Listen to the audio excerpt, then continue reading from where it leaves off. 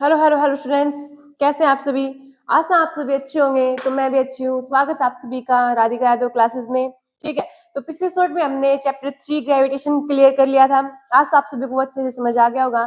तो आज हम स्टार्ट करते हैं हमारा चैप्टर 4 वर्क एंड एनर्जी। ठीक है, इसी के साथ हम स्टार्ट करते हैं हमारा चैप्टर 4 वर्क एंड एनर्जी। ठीक है, तो सभी ध्यान से सुनिएगा। ठीक है, सबसे पहले बात, वर्क क्या होता है। वर्क क्या होता है? कोई ऑब्जेक्ट है, ठीक है, उसके ऊपर मैंने की तरफ से फोर्स लगाया। ठीक है, तो ये ऑब्जेक्ट यहाँ से कहाँ गया, यहाँ आ गया। ठीक है, इस ऑब्जेक्ट पे मैंने इधर से फोर्स लगाया तो क्या हुआ, ये ऑब्जेक्ट इस ऑब्जेक्ट के अंदर क्या हुआ, यहाँ से यहाँ तक की क्या हुई। ठीक है, तो यहाँ से लेकर यहाँ तक सरक कर खिसक गया, थोड़ा सा क्या हुआ, खिसक गया। ठीक है, इसको क्या कहते हैं, वर्क कहते हैं। लिखो सभी साथ में, it is defined as the product of force and displacement।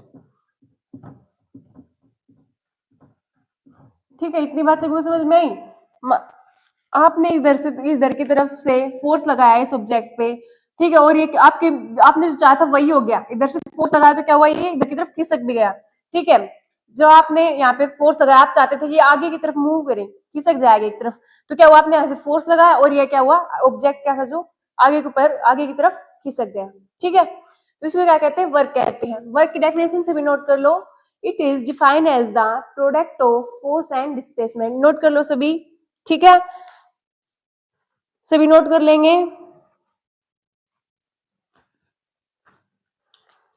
एक डेफिनेशन और लिखेंगे सभी, whenever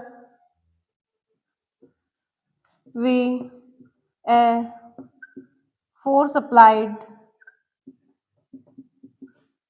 and there is some displacement, then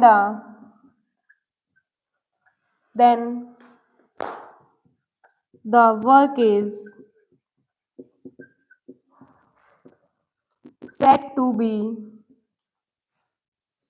be done, then the work is said to be done। ठीक है, whenever we have force applied and there is some displacement, then the work is said to be done। ठीक है, इतनी बात सभी clear हुई, इतनी बात सभी क्लियर हुई। whenever we have force applied, if there is some acceleration, some displacement, then the work is said to be done। ठीक है, सभी नोट कर लो इसको। तो ये इसकी क्वांटिटी कौन सी है, इट इज ए वर्क, क्या, it is a scalar quantity.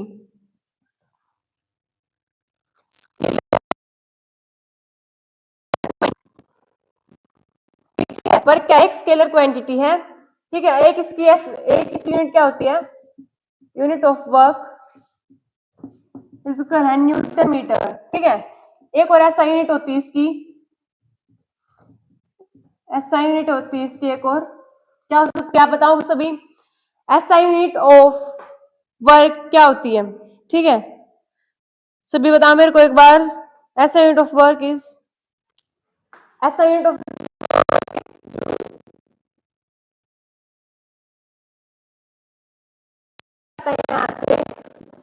क्या, इट इज डिफाइंड एज, तो इससे हमारा वर्क का फॉर्मूला क्या आता है, वर्क क्या कहता है, it is defined as the product of force and displacement. ठीक है, तो वर्क का फॉर्मूला क्या हुआ, फोर्स इनटू में डिस्प्लेसमेंट। ठीक है, इतनी बात सभी क्लियर हुई।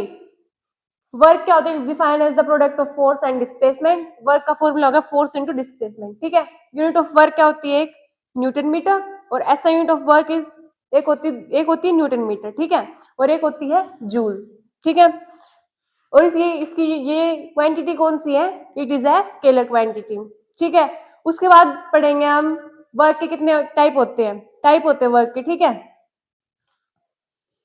अब हम पढ़ेंगे types of work, types of work, ठीक है। वर्क क्या होते हैं, 3 टाइप होते हैं,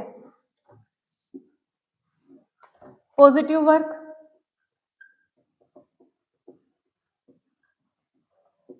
नेगेटिव वर्क और जीरो वर्क, ठीक है। पॉजिटिव वर्क क्या होता है,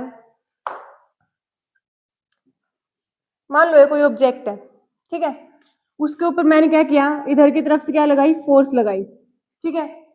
कोई ऑब्जेक्ट था, इधर से फोर्स लगाई, इसके अंदर क्या हुआ, डिस्प्लेसमेंट हुई, ठीक है, और वो यहां से यहां आ गया, ठीक है।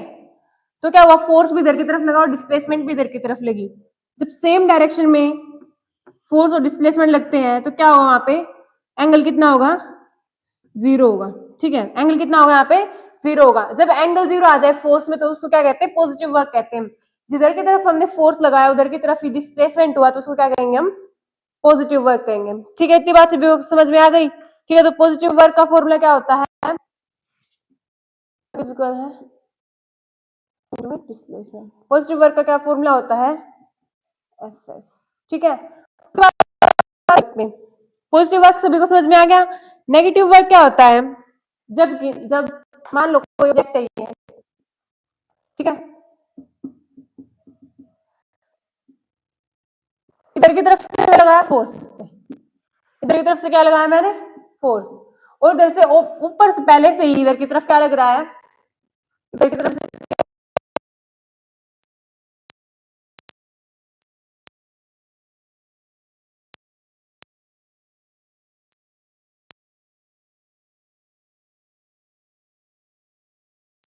लग रहा है, ठीक है। तो यहाँ पे एंगल कितने डिग्री का बन गया, 90 डिग्री का एंगल बन गया, 180 डिग्री का एंगल बन गया।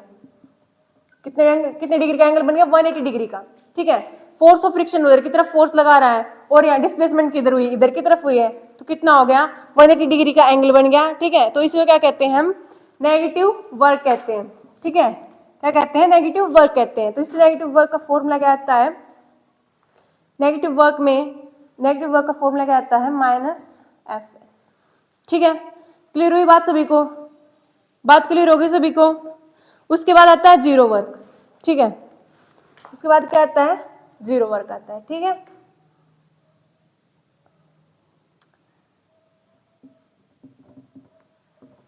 मान लो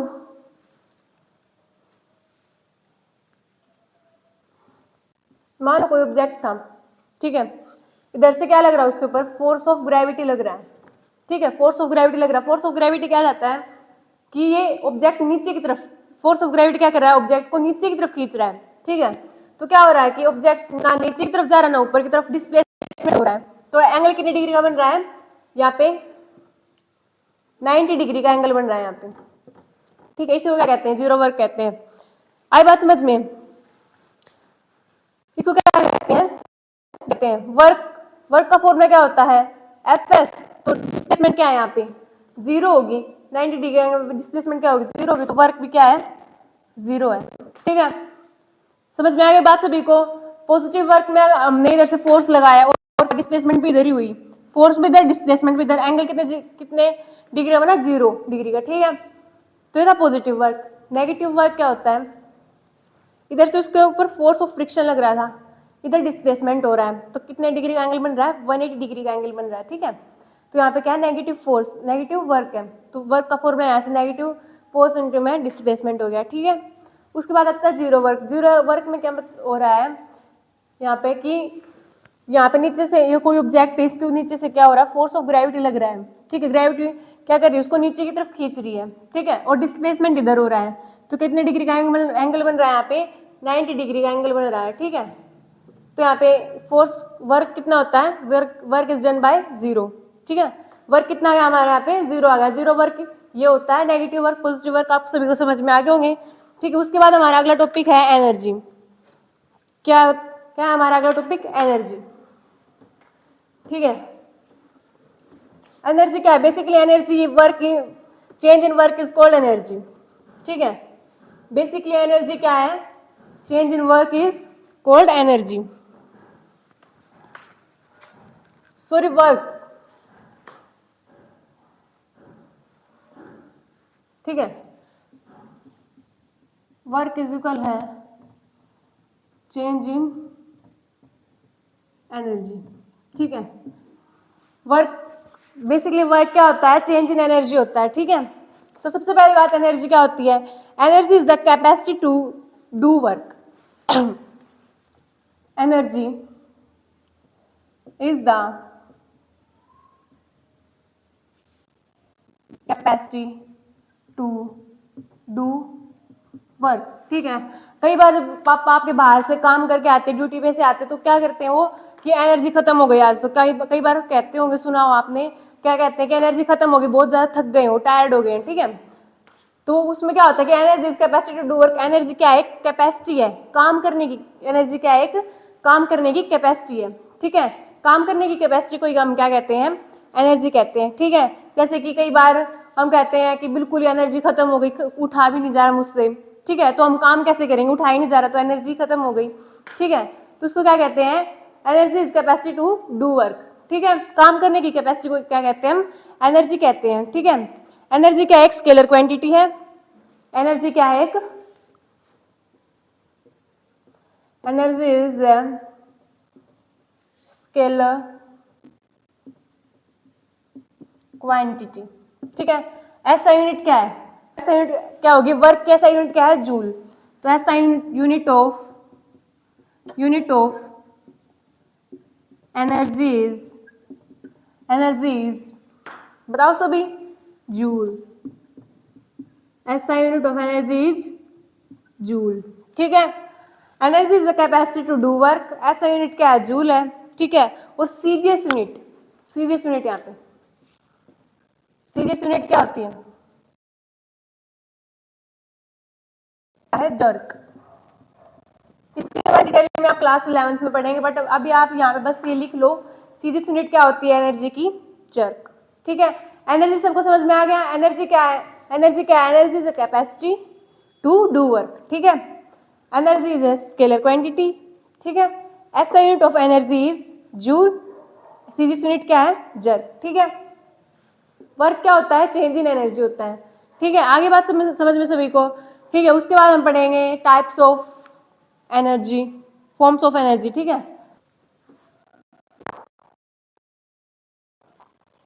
इसके बाद हम पढ़ने वाले हैं forms of energy.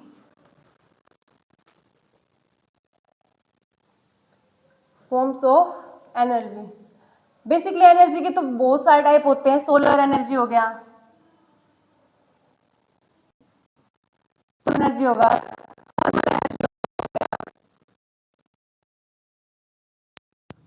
Potential energy हो गया,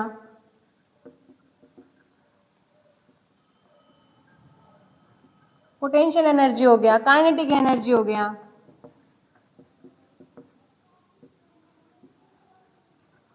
तो बेसिकली एनर्जी बहुत सारी फॉर्म्स होती है। सोलर एनर्जी हो गया, विंड एनर्जी हो गया, थर्मल एनर्जी हो गया, काइनेटिक एनर्जी हो गया, पोटेंशियल एनर्जी हो गया। ठीक है, तो पर हमें इस चैप्टर में कौन सी एनर्जी पढ़नी है, पोटेंशियल और काइनेटिक एनर्जी पढ़नी है। ठीक है, और पोटेंशियल एनर्जी प्लस में काइनेटिक एनर्जी इज इक्वल है मैकेनिकल एनर्जी।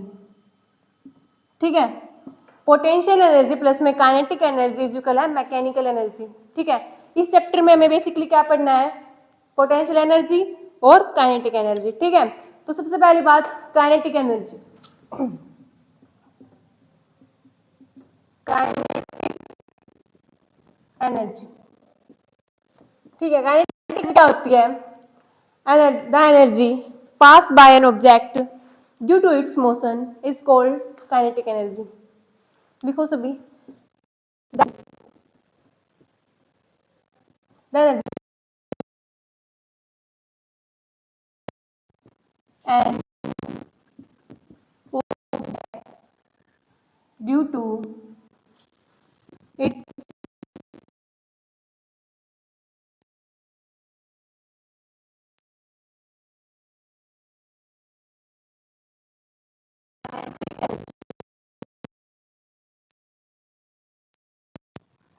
ठीक है, जब भी कोई ऑब्जेक्ट अगर मोशन में होता है तो उसके अंदर से जो भी एनर्जी पास करती है, जो भी एनर्जी गुजरती है उसके अंदर से, उसी को क्या कहते हैं हम, काइनेटिक एनर्जी कहते हैं। ठीक है, काइनेटिक एनर्जी क्या होता है, the energy possessed by an object due to its motion is called kinetic energy. ठीक है, काइनेटिक एनर्जी सभी को समझ में आ गया, लिख लो सभी साथ में, the energy possessed by an object due to its motion is called kinetic energy. ठीक है, नोट कर लोगे, नोट कर लो सभी, इसको एक बार नोट करेंगे। फॉर्मूला क्या होता है, फोर्स इनटू डिस्प्लेसमेंट, फॉर्मूला क्या होता है, एफएस। ठीक है, ये होता है वर्क का फॉर्मूला। तो आपने चैप्टर 1 मोशन में मैंने आपको एक क्या पढ़ाई थी, इक्वेशन ऑफ मोशन पढ़ाई थी, v square minus u square is equal है 2as। पढ़ाई थी मैंने आप सभी को ये फॉर्म, इक्वेशन पढ़ाई थी मैंने आप सभी को ये। ठीक है, तो यहाँ पे मान लो एक कार है,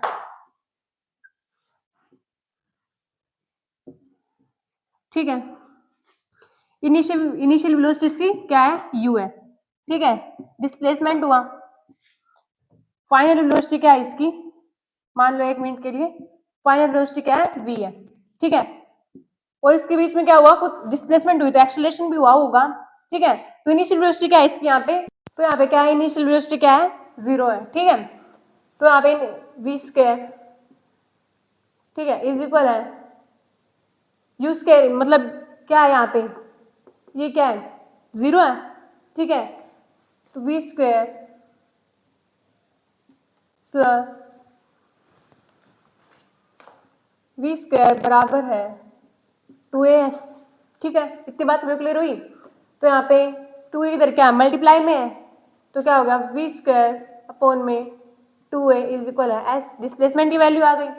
ठीक है, तो यहाँ पे हमने फोर्स का फॉर्मूला क्या पढ़ा था, फोर्स का फॉर्मूला क्या पढ़ा था हमने, m में पढ़ा था, क्या पढ़ा था हमने, m में। डिस्प्लेसमेंट हमारा क्या है, v स्क्वायर अपॉन में 2a, तो मैं क्या यहाँ पे डिस्प्लेसमेंट लिख दूं, डिस्प्लेसमेंट क्या है हमारी, v स्क्वायर अपॉन में 2a, तो डिस्प्लेसमेंट लिख दूं अपॉन में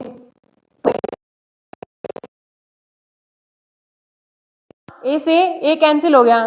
ठीक है, उसके बाद वर्क क्या होता है, काइनेटिक एनर्जी होती है। काइनेटिक एनर्जी की आपके पास क्या थी, एनर्जी थी। ठीक है, उसको आप मान लो जैसे कि आपके पापा आए घर पे, ठीक है, तो उनके पास क्या थी, 100 जूल एनर्जी थी। उनके पास पहले क्या थी, 100 जूल एनर्जी थी। ठीक है, उन्होंने 30 जूल एनर्जी क्या कर दी, अपने ऑफिस के काम में खर्च कर दी, तो उनके पास कितनी एनर्जी बची, 100। ऑब्वियसली बात है, 100 जूल में से क्या कर देंगे, 30 जूल माइनस कर देंगे, ऑब्वियसली बात है, कितनी बचेगी, 70 जूल एनर्जी बच जाएगी उनके पास। इतनी बात तो सभी को आती पता होगी। उसके पास क्या, उनके पास क्या बच जाएगी, 70 जूल एनर्जी बच जाएगी। ठीक है, एनर्जी थी तो उसको हमने वर्क डन कर लिया उससे। ठीक है, एनर्जी से क्या करते हैं, हम वर्क डन करते हैं। ठीक है, तो वर्क यहाँ पे क्या है, काइनेटिक एनर्जी है। काइनेटिक एनर्जी इज इक्वल है हाफ mv स्क्वायर। ठीक है, क्लियर हो गई बात यहाँ से, काइनेटिक एनर्जी इज इक्वल है half mv square. Kinetic energy का फॉर्मूला सभी को समझ में आ गया। ठीक है, काइनेटिक एनर्जी का फॉर्मूला एक बार दोबारा से बता देती हूँ। मान लो एक कार थी, उसकी इनिशियल वेलोसिटी क्या है, 0 है। ठीक है, फाइनल वेलोसिटी मान लो v है। ठीक है, यहाँ पे हो रहा है, यहाँ से यहाँ तक उसमें क्या हुआ, डिस्प्लेसमेंट हुई। ठीक है, तो डिस्प्लेसमेंट हुई है तो क्या होगा, एक्सेलरेशन भी होगी। ठीक है, तो वर्क का फॉर्मूला क्या है, Fs। तो वर्क की जगह फोर्स का फॉर्मूला क्या था, m में, क्या पढ़ा था हमने, फोर्स का फॉर्मूला m में। ठीक है, तो यहाँ पे हमने एक इक्वेशन ऑफ मोशन पढ़ी थी, v square minus u square is equal to 2as। ठीक है, तो यहाँ पे ये क्या है, इनिशियल वेलोसिटी क्या है, 0 है, तो v square is equal to 2as हो गया। ठीक है, तो यहाँ पे 2 इधर क्या है, मल्टीप्लाई में है, तो इधर क्या हो गया, डिवाइड में हो गया, तो s की वैल्यू यहाँ से क्या होगी, फाइंड आउट होगी। ठीक है, तो इससे s की वैल्यू हमने यहाँ पे पुट कर दी। ठीक है, तो a से a कैंसिल हो गया, तो काइनेटिक एनर्जी का फॉर्मूला क्या आ गया, हाफ mv की स्क्वायर आ गया। आज आप सभी को काइनेटिक एनर्जी समझ में आ गई होगी। तो हमने आज कुछ टॉपिक क्लियर किए हैं, जैसे कि वर्क क्या होता है।